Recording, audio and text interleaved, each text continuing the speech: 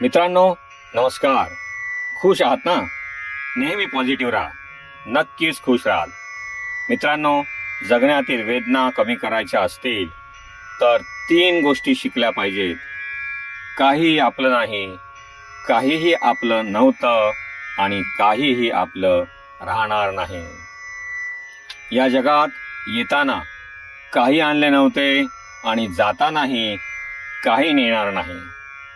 खाली हाथ आया था और खाली हाथ जाएगा, नंगा आया था और नंगा जाएगा.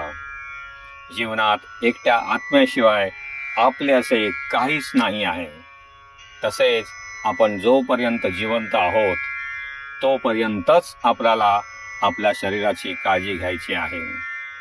शेवटी तेही आपल्याला सोडून जाणार, किंवा असं म्हटलं तर चालेल की त्यालाही आपण सोडून जाणार.